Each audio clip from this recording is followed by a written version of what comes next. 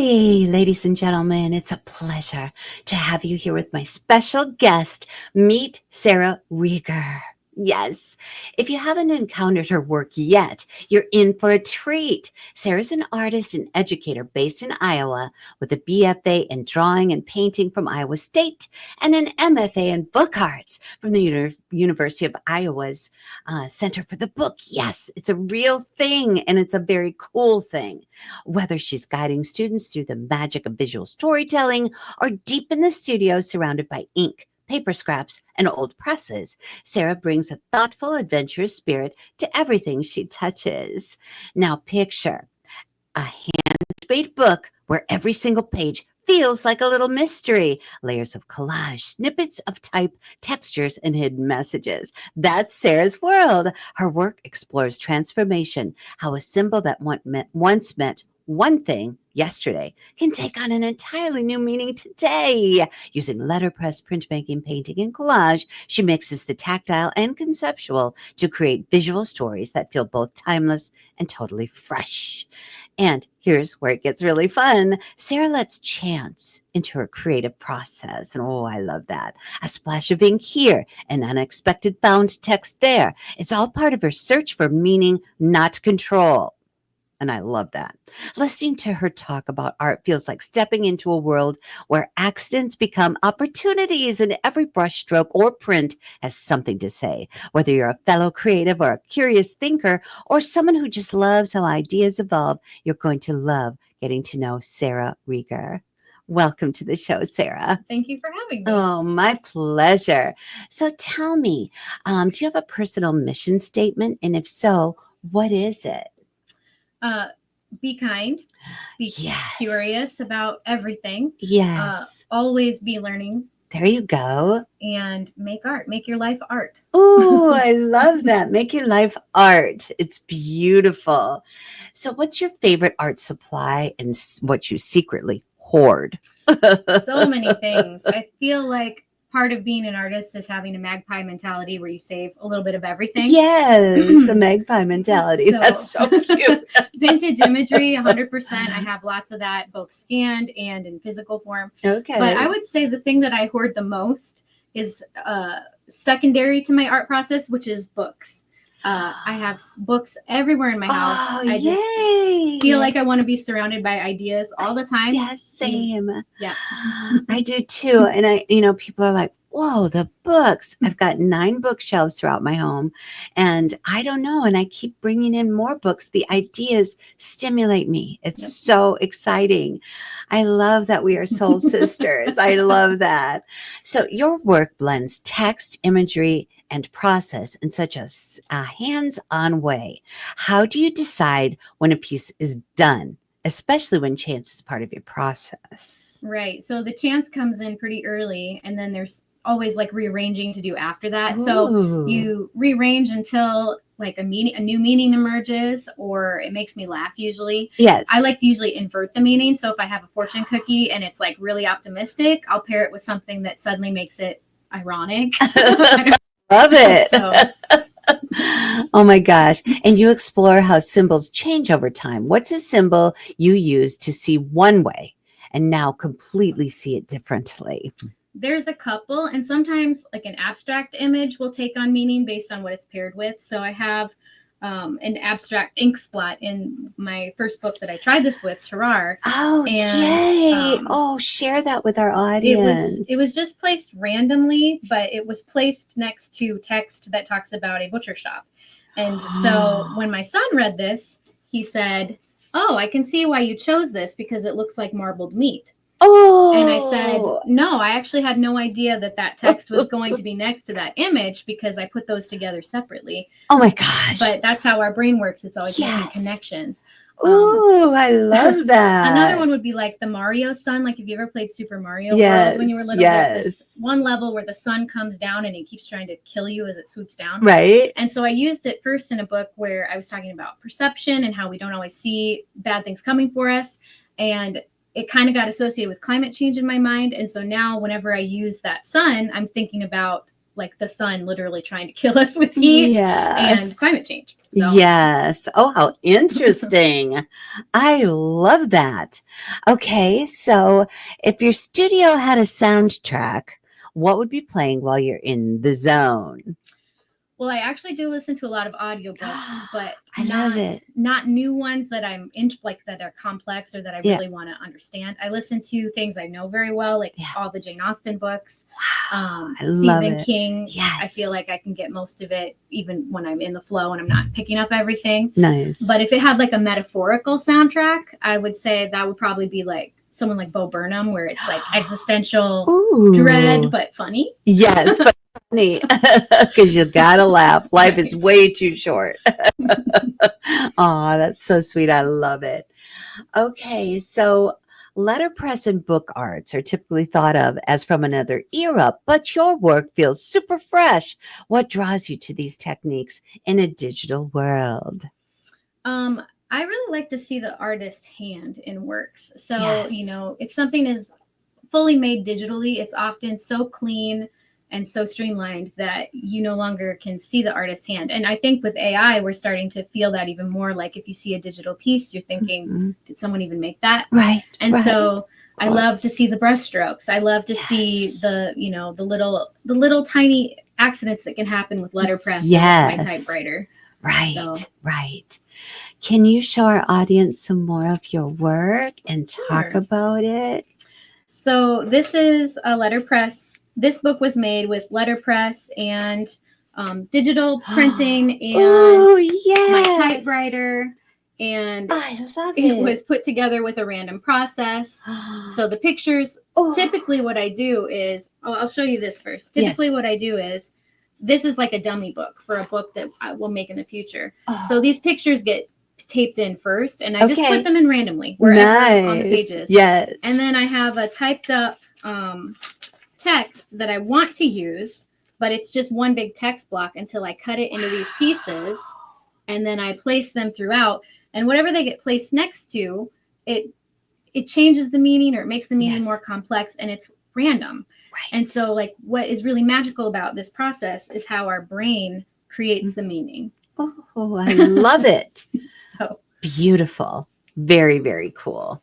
All right. So if you could make a book with anyone, living or dead, who would it be and why? I thought about a lot of different people for this, almost all of them dead. Yes. And I thought to myself, like, you can't make a book with someone that's dead. That's impossible. So it's got to be someone dead. But I think I would have to let it be totally random, of the billions of people that have died or whatever. Just let it be a random person. And I love it. Let me collaborate with someone dead. Yes, with someone dead. And I wonder what the theme would be. I don't know. I would want to have creative control, but that's part of the challenge. Yeah. Is who would it be, and what kind of story would they tell? Right. Fun. I love that. All right. So, how about your biggest influence in life?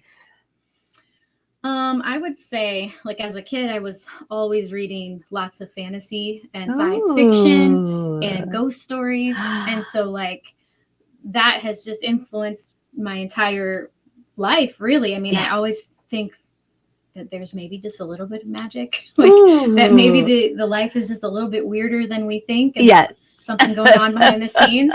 Right. And so that really comes through, I think, in my work and just how I live my life. Absolutely. So do you have any fun childhood stories? And if so, what are they? Yeah, so I spent many years growing up in this house on West 3rd Street in Waterloo. Ooh. And I'm pretty sure that house was haunted. Yeah. So, yeah. What was the nearest cross street? I've got to go see this house. Oh my gosh. I'm not sure. I don't remember. It was, I think it was 1627. Okay. There's a pink house right across the street. Oh, okay. Got you. I called it Pepto-Bismol house. Yeah. I think it's still pink. Inna Bartel lived there. In that Pepto-Bismol house. Oh, yeah? Yeah, my friend Inna. Oh, so you lived across the street from Inna. Yeah. Yeah. Okay. So how did you know it was haunted? Well, our cat would do weird things. I lived up on the 3rd floor. Okay. And I had 2 closets, and one of them, the door would be open randomly when I had closed it. I never stored any clothes in that closet. It was too freaky. My gosh, that is wild. And do you know anything about the people that lived there before you, or? I do not actually, but when I in middle school told one of my friends that I had moved into that house, she goes, "Oh, the haunted house?" Oh my gosh. Oh my gosh, it had a reputation. Yeah. Wow. That's wild. Yeah. So, do you have any pet peeves? And if so, what are they? Oh, yes, I do. Hold on. I wrote this down because I wasn't going to remember that one. It's all good. Oh my It's all good. gosh. While you're scrolling, I will say Okay. mine. I will go ahead and say mine. Yes. And mine is when I'm driving down the road after work and the car coming at me in a two-way street is not 10 and 2ing. They're not looking ahead. Their hands, I don't know where they are, but they're down here with this phone. Yeah. And I'm like, I just want to get home to my 3 cats, please.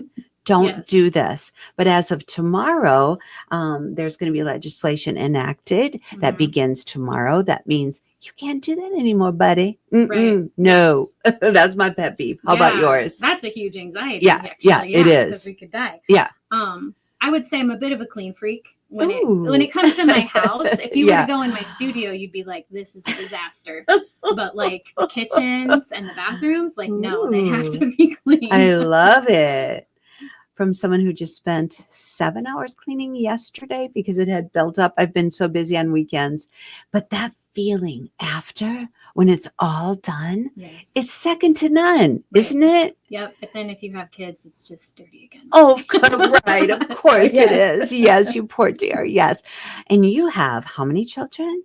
I have 5 children. Wow, I have 5 too. We are really soul sisters. We are soul sisters. Wow, that's beautiful. And what are their ages? My oldest is 20, and then we've got 20, 19, 18, 16, and 13. So you are a busy mama. Yes, it's been survival mode for quite a while. Survival mode. I love that. Oh my gosh. And you recently purchased a home? Yes, we moved from Marion to Iowa City. We bought this beautiful 1950s brick home that is like near downtown, but has little forest around it, which is amazing that you could have both of those in the same home. The best of both worlds. Yes. Oh, how exciting. And Iowa City's the best place for culture. Yes, right? There's always something happening. Yes, I love it. I love Iowa City. Okay, so how about if you share your personal mission statement? I think we already did that, but make art, make your life art. Okay. Right? Okay, we did do it. We did it in radio, but okay. I think we did. We did it? Okay, so let's explore it further. Okay, so it's make art and be happy. Be learning all the time, right? Always be learning. Keep your brain active. Oh yes, right? I love that. Keep your brain active. Sometimes I think to myself, like, I want to just do something random every single day, something totally unexpected, because like that you got to switch it up, right? Like just something I would never do. Right. Like walk backwards or brush my teeth 5 times. Those are really silly examples, but oh, how fun is that? Never a dull moment in your life. Never. I don't feel bored ever. Yeah, right. I love it. So, okay, how about, do you have a bucket list? And if so, what is on that list? I would love to travel more. However, I really don't like flying.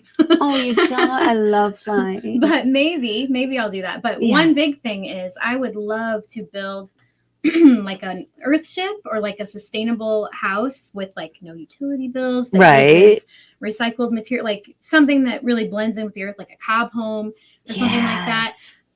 Cool. Yeah. Like I would love to do that. I don't know if I'll ever get to that, but I would love to do that. Oh my gosh, that sounds amazing. So how about fall plans? Anything fun coming up this fall? Yeah, I actually ended up cramming most of my art festivals into the fall. Ooh. So all the way through October. And then, we actually have a big kitchen renovation happening in the new house, which will be great because right now our oven does not go above 350. Oh And no. and the fridge is, like works, like freezes everything at the back and kind of melts the stuff at the front. Oh So no. and we don't have a dishwasher. So it would be super great to have a kitchen that works for our family a little better. There you go. Yeah, no dishwasher. With so many kids. Yes, with so many children. There's only 3 at home right now, but still. It's a lot of dishes. So do they have, do they rotate the nights that they do the dishes? Yes. They help. Yeah, they help around the house quite a bit. Nice. But, it still ends up being a lot of just mess. Yes, exactly. You would love this. I wrote a poem while doing the dishes in 1976, and it won an award. And it's like, while doing the dishes tonight, I imagined that you'd come back from war with blah, blah, blah, the soldier. And I've got it pinned in my office because it still speaks to me. The things that will inspire creativity. You never know, right? You never know. Right. And that was something that, my hands in the warm water, and I was just imagining, and I said something about your spaghetti sauce wounds and your ketchup cuts. And I was like, wow, this is interesting. Right? Yeah. So you can always make good out of something frustrating. Right. Yes. Always. All right. So, wow. Can you show more of your work and discuss your process as an artist at length? I would love that. Thank you, sweetheart. Sure. So this is a big book that I made. I originally made it letterpress with hard case binding. This is the paperback version that I had printed after I did some really high quality scans. But it's got 6 signatures that have 6 stories of like the high weird. So very weird things. Oh, so, one of them, the first one, is about a lawyer who lives in Seattle who claimed that he was in a time travel program with the government. And he's a functioning lawyer. He does his job. And so you kind of have to square that. Yes. Like, what do you mean you were in a time travel program? Right. Exactly. How interesting. But so I like to take those stories and illustrate them with, they're a random story, but they're illustrated with random imagery that I've taken from somewhere else, usually like 1950s comics or something vintage. Sweet. Can I see the book? Yeah, totally. Please? Oh my gosh, I love it. Okay. Some sort of holographic technology allowed them to travel both physically and virtually. So cool. Ladies and gentlemen, where can you get these books?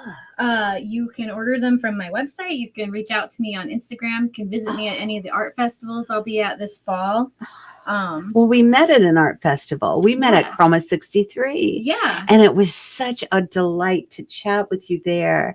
And I was like, I've got to have this incredible woman on my show. And she agreed. Imagine that.